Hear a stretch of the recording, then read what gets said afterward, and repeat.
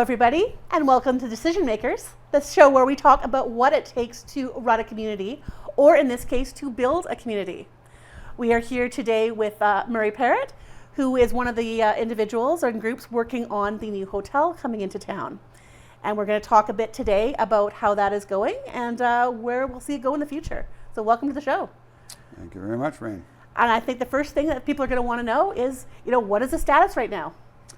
Well, we're well onto the second floor wall structures, the interior walls and the exterior walls. And as soon as that's done up, they'll be putting the floor joists down for the third floor level.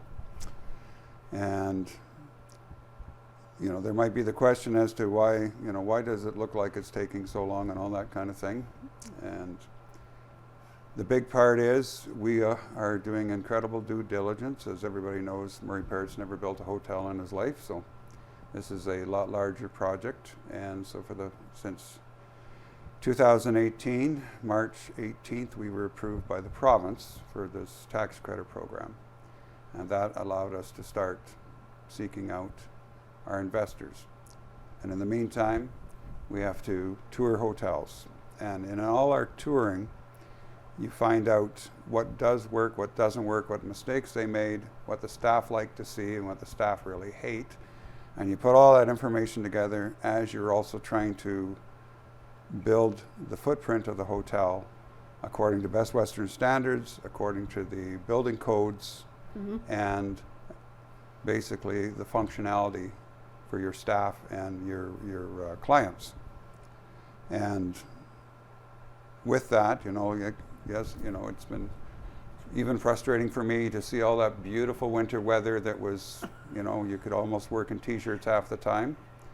But in order to do the hotel properly, you have to have your foundation accurate. It has to represent everything that you're putting in there. Yep. And measurements have to be taken because there's always going to be a half-inch human error somewhere in anything you do. So, the big hurrah for me was when when we had our footings in place. And those were representing the very base of what we're starting with.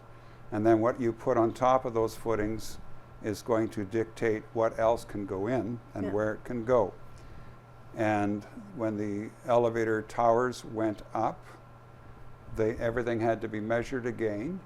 Because the next step was bringing in steel that was, it came from Alabama. It was precision cut and put together in Regina. But they couldn't start that until we knew exactly where the tower ended up. And so it was in the right place. But they're not going to go and build a bunch of stuff and then have to redo it. Exactly. This is not the kind of stuff you can redo. No. Yeah. And and part of it was before the towers went up, we changed the mechanical for the swimming pool, because we've toured a lot of hotels. We keep in touch what they have in their operations and how is it working and all that kind of thing. And so the model that we were using, from a hotel that was using it, there was a few, they were having issues. So now we're rethinking ours, and we went with a different model. I believe this one came from Finland, where they have, winter. Yep. And they have similar humidity issues and the whole bit. So that's fine and dandy, but now it goes through all the engineers again, because you're changing this. It has a different weight, different location. It adjusts things. Right. There was a hotel that made a decision, like the owners and site foreman just made a decision. Well, we'll put this thing here. Yeah. And that created a fire code issue, which then snowballed through everything. Yep. And they also changed some load-bearing walls, and they ended up with a cement beam across their main entrance, which it gave them a ceiling lower than this for their main entrance, which is not what you want for a hotel. No. So they made these decisions without all the engineers, and the architect is the overseer of the whole package and making sure that all the engineers are talking to each other, and they do the choreography for the engineers. So now that we have that new mechanical, it goes through everybody and then back again. Okay, that's going to work. Let's go back to here. Towers, they're still safe. And then you measure that. Now you can't do anything else until you got the steel in. Yep. Because the floor joists in some areas, they attach that steel. You got your big wide open, beautiful entryway. If you look at Morden and Winkler's Best Westerns, they have a similar entry and breakfast area that we're going for, because those are really nice. So you get that, then you got to make sure all your floor joists, they still line up, and there's not something in the way of, well, there was supposed to be a pipe there, or those kind of things. So they get checked again. So at every step of the way, they're checked so that you don't continuously build something where it shouldn't be. And once something's out a little bit, it escalates. It escalates, and it creates delays, and we do not want delays for the wrong reason. Yeah. I would rather have these delays that we've been doing on purpose to protect the future. Yeah. Yeah. Because these are decisions that, it's not like changing a wall color, where No. it's not going to have, it might have small impacts, but it's not going to have a huge impact on the actual structure of the building. These are decisions that will cascade through everything. No, and we have professional interior designers for all what you see when you come in, your colors, your textures, your flooring, everything's done according to Best Western standards, and they approve different interior designers, so that's what you use for that. Right. And all the way, like companies have been contacting us all along, we can supply you with this, this, and this, and this, and the great thing is we have professionals looking after that aspect as well. Yeah. The Governor General for Best Western in Manitoba has been a godsend to us. Like, he's great. He runs a very efficient hotel, and he's been on site a couple of times. We've had lots of meetings at his hotel. We stay at his hotel and learn stuff just by being there. But it's not just Best Western hotels that we have toured. We went to the Clarion there. They have a totally different setup, but when you talk to the staff, you find out things that are great about the hotel, things that aren't, and then you take back like workflow things for staff. Yeah, and that's a big important thing. So it's been a nice journey, and our 43 shareholders are very cooperative. They get an update every month, and it's a very nice community effort to do this. So based on where things are at as of today, what are sort of the expected timelines for the rest of the building? Well, the freeze up is an important issue for me because once it's frozen, you can't do exterior work for parking and those kind of things. Mm-hmm. You can still do exterior work on the building, but it's easier to do all the exterior when it's lovely weather. Yes. But for the parking and that, it's basically got to be done by October 15th. That's a target. The best time to open a hotel is May 1st. You talk to everybody in the industry, and May 1st is the best time. We should be, if we're still on our schedule at this point in time, the hotel should basically be done by mid-January. Then they do all the deficiencies, they do all the checks, and Best Western has to do all their approvals. So our opening day, if we can call it that at this time, is February 9th, 2025. That does not mean we're going to open February 9th, 2025. If we need to do some other things, we'll do the other things. If it delays us a little bit, because we know May 1st is the best time, but then you also have, you don't want to be ready and not open. Yeah. So we'll open when it is ready, even if it's not May 1st yet. Yeah. And there are certainly, I think, once the construction is complete, once the checks are done, there's a staffing and there's probably a dry run process. There's been a lot of requests about working at the hotel. Okay. And my typical answer is we're not ready for interviews yet. Yep. And when the general manager is on board, which should be August, September, because we bring him on a lot earlier to make sure that it's functioning in his mind, because he's opened Best Westerns before, he's operated them, and he was very successful during COVID. which is an important consideration. Oh, Absolutely. big time. So yeah, and at that time, we'll allow our general manager to deal with staffing. Although there's already a list sort of starting. I can imagine there has been Yeah. certainly interest in working in there. We have a lot of yeah. talented people with experience already in this Yeah. town. Oh yeah, Absolutely. yeah. So you have, as you said, made some small changes to what is going in there. Give me sort of an overview of what this is going to look like when it's done, like what amenities, rooms, etc. Okay, so there'll be 72 rooms, and it's interesting. Our first set of drawings started at 63 rooms, and then we boomed to 67 because you're finding efficiencies in layout and design. Mm-hmm. And we ended up with 72 rooms, and the last 3 rooms were suites because we had a kind of like a dead area. Like normally you come up to the elevators, and then there's all that space at the end that nothing happens. Yeah. So that space has become the linen rooms, and we had huge linen rooms before, and laundry on the main floor. Yep. Those on second, third, and fourth floor are now the suites. So I see. Okay. so we gained the extra 3 rooms there. So we're up to 72 rooms now, and that's it. And our pool is going to be a little bit larger than you see at normal pools for hotels. We'll have it's a beach entry. It's supposed to be a beach entry. You got a water slide in there, hot tub of course, and there's supposed to be some water park features. And I say supposed to be all the time because things change. But Yep. we have to deal with the province, for all the health code issues, and we can't even put the tile down until we can prove the floor drains, and there's no Right. Yeah. there's no little puddles, right? So that all gets checked ahead of time, which is one of those other due diligence things that you end up finding out.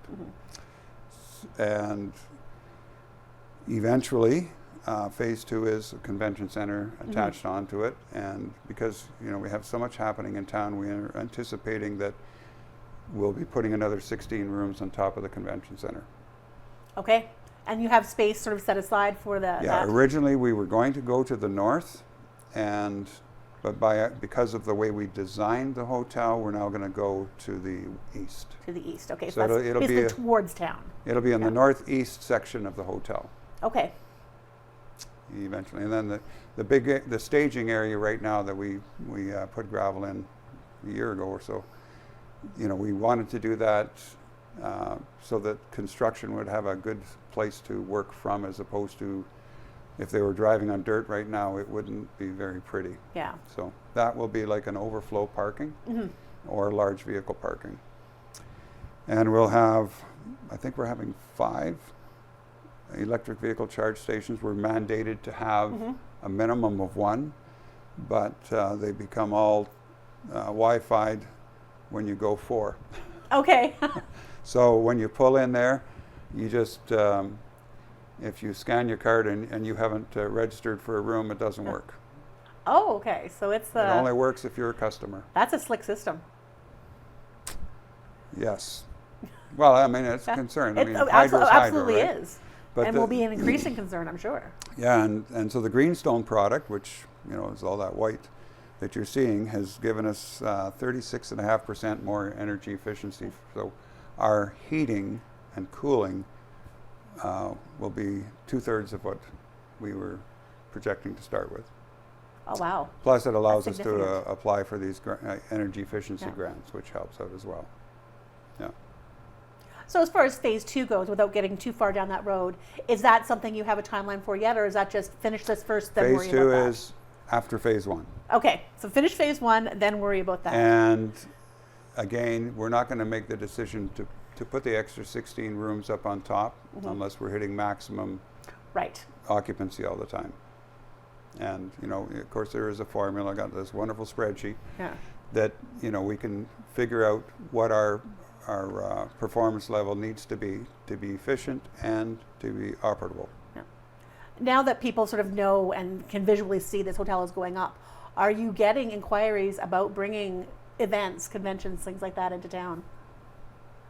Not that I can talk about. Okay, but Well, yes. but there is But- interest in that. Yes. Yeah. And the one entity they were planning, because we kept changing our timing and our scheduling and all that. And so I said, no, you wait till 2025 no matter what. Yeah. And that was back when I figured I could have it done by September, but then we made our changes. Yeah. And so their thing is being delayed till 2025. Mm-hmm.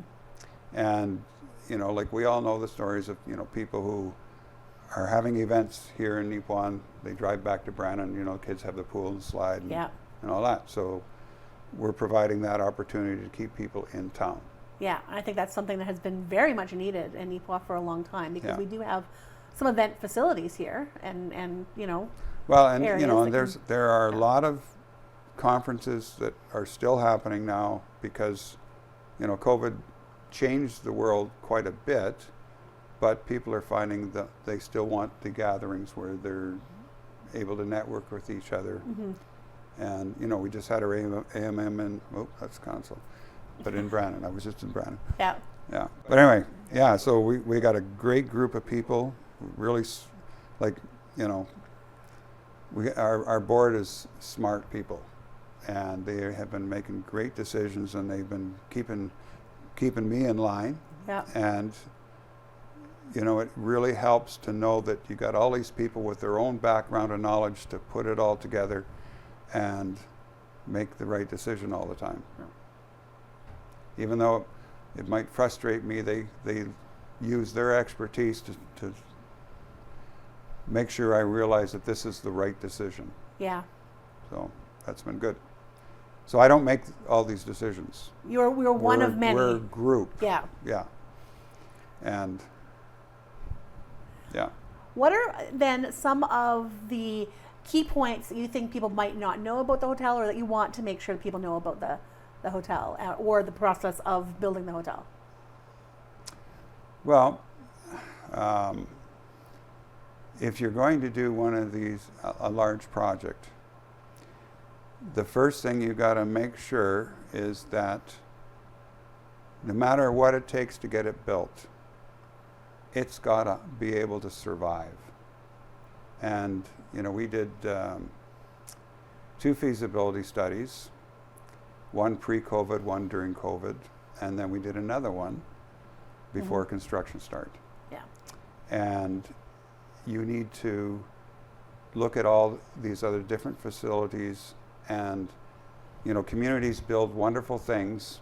They think, oh, it's great, and everybody gets jealous, and then they find out it doesn't cash flow, it doesn't pay for itself. Then it needs to have donations all the time, it needs to have municipal money pumped into it to keep it alive. Yeah. And if you're going to do a project, you got to make sure it cash flows first.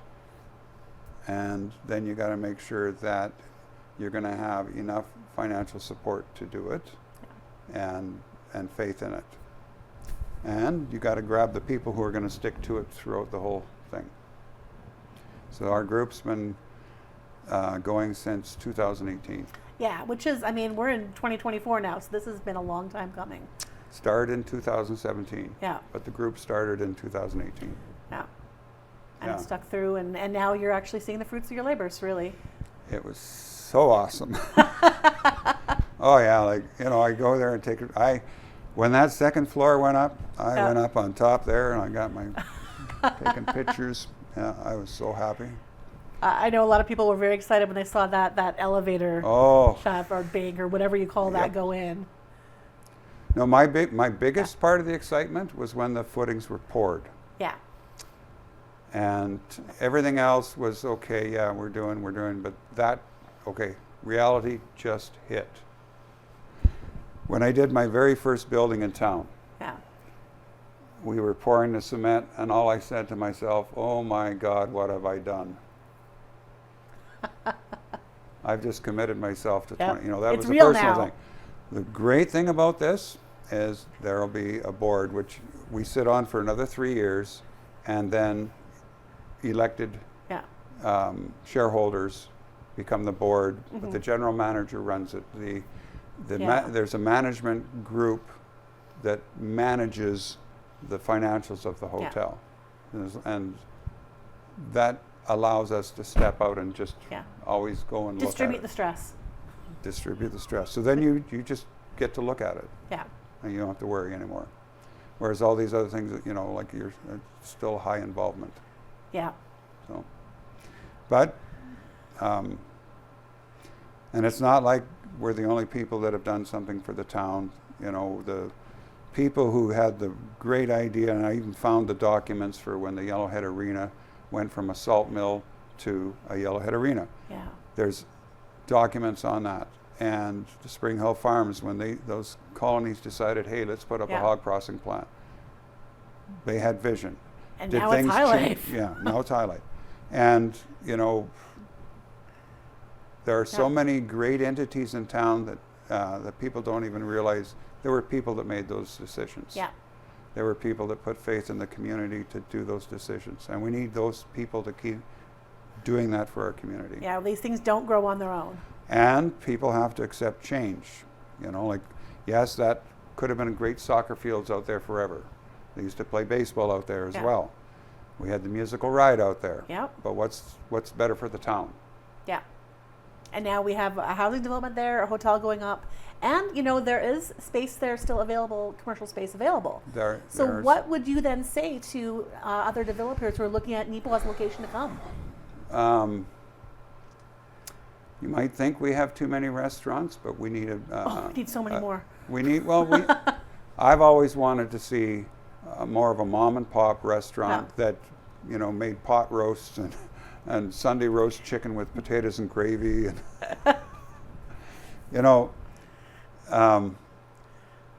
more of a more casual cabin kind of looking thing, logs, whatever, I don't know. But anyway, we need more commercial space that is available not just to buy but to lease with options. I'm sure there's a real opportunity there for someone to come in and I've been asked about strip malls in town and out there. Yeah. Whether it would be a good idea, and I do think it would be a great idea. And one day you might see my little clubhouse out there. I was building that, but that building changed into something else. So. Yeah, and you've got a lot on your plate right now, but I'm sure you're already thinking about the next thing and the next thing. My clubhouse. Yes, okay. And if you want to know what that is, you got to wait. Yeah, I'm not going to push on that one. I'll let you come to me in your own time. No. I mean, I think for anything major, I'll be more of a supporting from the back, but advisor, because if there's one thing I've learned, if you don't build from your foundation of people all the time, if you're done, most of the stuff that you were working on is done. So you got to have other people that can, be like, if my kids wanted to say build fourplexes, well, that's fine and dandy. They have been involved. They helped draw some of the plans. That's okay. If they want to go ahead and do that, they can. Yeah. But if I kept it all to myself the whole time, then they wouldn't even know how to look after the things when I'm gone. Yeah. So. Yeah. And building is really just the first step. Yep. Or maybe the second or third, but it's one of the early steps. You want a long life planning. And all your stuff. It took 4 years to get my first building up. Yeah. And, he's going to hate this, but, Don Palmer and Charlie Taylor and Marvin Beaumont made who I am today. Yeah. And I tell Don Palmer in front of his wife that all the time. Does he want credit for that or not? I don't know. Oh, I think he's tired of hearing it. So he can turn the volume down for this. Yeah. No, but, people had faith. And if you don't have faith in people, when you teach school, you put faith in people and they become who they are today. Yeah, and you would know about that, so. Yeah. Absolutely. It is awesome to see what a lot of my students are doing. Yeah. Right now I got one of my students is, looking at a monitor, wondering what I'm going to say about him because, hello, Jeremy. He's a great cartoonist. I still have his cartoons that he drew for me in grade 5. And has done some for the paper. Oh, he should be putting more in. I agree. Yeah. Anyway. So we're actually running short on time, believe it or not. What's that? We're running short on time. Oh, Do you have any sort of last thoughts for us today? if you have a dream, just keep dreaming about it. It may come to fruition. My first dream to build a building was in 1986. My first building was 1997. So, yeah. Stick to it. There are people out there to help you. I actually was really lucky having a great family, and my family support has always been incredible. And I spent my life in the shop with my dad and building stuff. We built my own house. We built other things. We built the sheds. When I was 18, he gave me plans to do the footings for this. I'd never done something like that before, but it's math. It's angles. That's all it was. So, yeah, And you went from there to this. I guess. Well, best of luck on the project. I certainly have been enjoying watching it go up, and I'm enjoying to gonna have some family members in the future come and visit Lorraine, me. thank you for letting me brag. Anytime. All right. Okay. So thanks for joining me, and thank all of you for joining us. We will see you again next time.